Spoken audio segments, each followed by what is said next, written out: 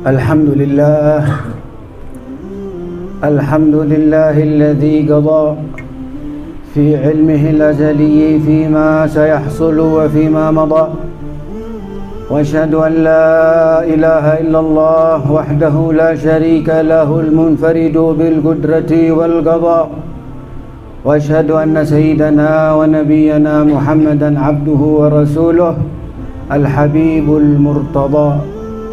Allahumma salli wa sallim ala sayyidina wa nabiyyina Muhammadin an-nabiyil mustafa wal muntaqa wa ala alihi wa ashabihi al-akhyari ahli tuqa wan naqa wa ala tabi'ina wa man tabi'ahum ila yaumil haqqi wal liqa. Amma ba'du, fa ya ibadallah, usikum wa iyaya bitaqwallah, fattaqullaha wa'buduh faqad faza man ittaqa. Wa qala ta'ala fi kitabihil aziz, wa amma man khafa maqama rabbih wa naha an-nafsa 'anil hawa fa innal jannata hiyal ma'wa. Ma'asyiral muslimin rahimakumullah, Al-Khatib berwasiat kepada diri Al-Khatib sendiri dan kepada hadirin sekalian agar selalu dan senantiasa meningkatkan iman dan takwa kepada Allah Subhanahu wa ta'ala, yaitu dengan menjalani perintah-perintah Allah Subhanahu wa ta'ala dan menjauhi larangannya.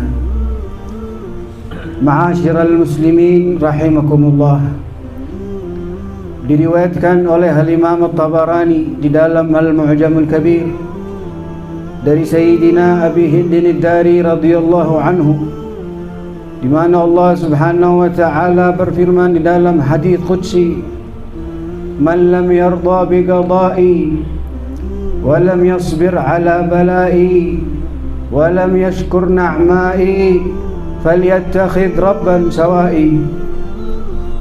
Barang siapa yang tidak ridho, tidak rela atas ketetapanku, tidak sabar atas ujian-ujianku, tidak mensyukuri nikmat-nikmatku, maka carilah Tuhan selain aku. Oleh karenanya ulama mengatakan, ar-ridha bi qada'illahi fardun lazim. Ridha atas ketentuan Allah, ketetapan Allah Subhanahu wa ta'ala adalah perkara yang hukumnya fardu lazim. Sawa'un kana hulwan aw murra, baik itu ketetapan yang manis ataupun ketetapan yang pahit.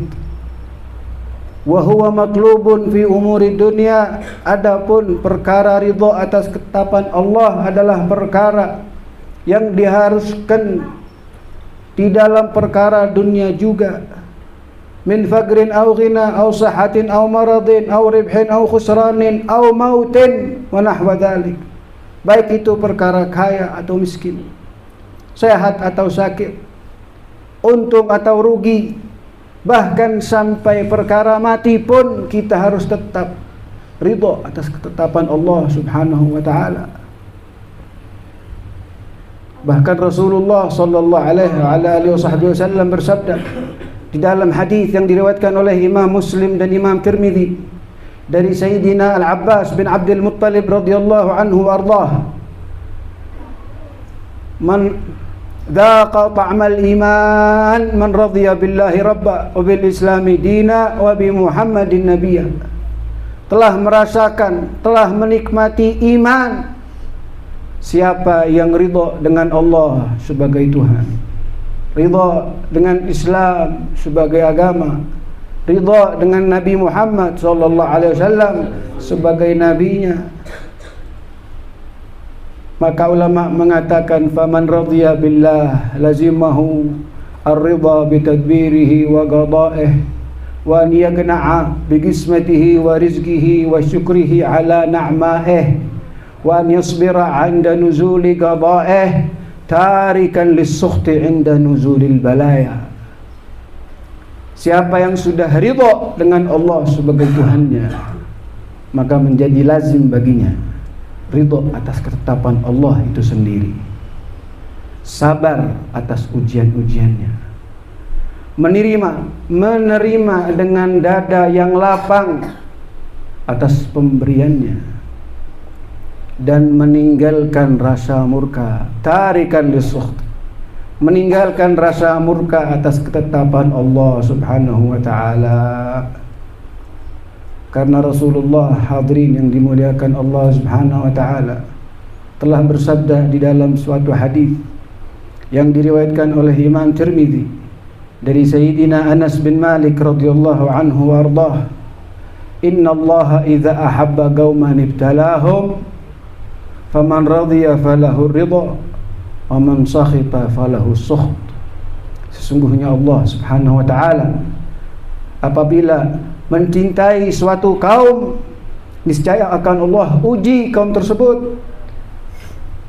Faman radiya falahu ridha, barang siapa ridha atas ketetapan tersebut, maka dia akan mendapatkan ridha dari Allah Subhanahu wa ta'ala.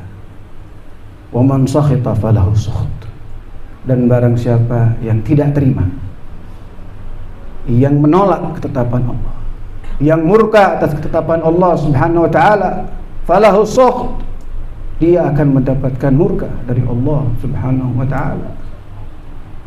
Dan ulama mengatakan bahwasanya salah satu sebab terbesar gugurnya segala amal ibadah seorang hamba kepada Allah Subhanahu wa ta'ala karena adanya sukht atas ketetapan Allah Subhanahu wa ta'ala, yang artinya adanya rasa tidak terima atas ketetapan Allah Subhanahu wa ta'ala.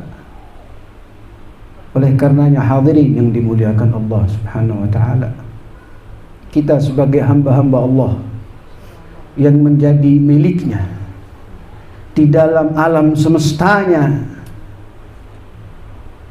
apa jadinya kita kalau disuruh sama Allah untuk mencari Tuhan selain Allah Subhanahu wa ta'ala?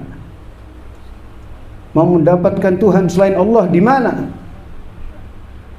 Padahal kita yakin bahwasanya kita berada di dalam genggamannya. Kita hanyalah sebuah makhluk yang dhaif, yang tidak berdaya. Maka menjadi hamba yang sungguh kurang ajar kepada Allah Subhanahu wa ta'ala ketika tidak menerima ketetapan Allah Subhanahu wa ta'ala. Semoga di dalam khutbah yang singkat ini menjadi manfaat bagi kita semua. Amin amin ya rabbal alamin. Barakallahu li wa lakum fil Qur'anil azim wa nafa'ani wa iyyakum bima fihi minal ayati wadh-dhikril hakim wa taqabbala minni wa minkum tilawatahu innahu huwas samiul alim. Aqulu qawli hadha wa astaghfirullah li wa lakum fastaghfiruhu innahu huwal ghafurur rahim.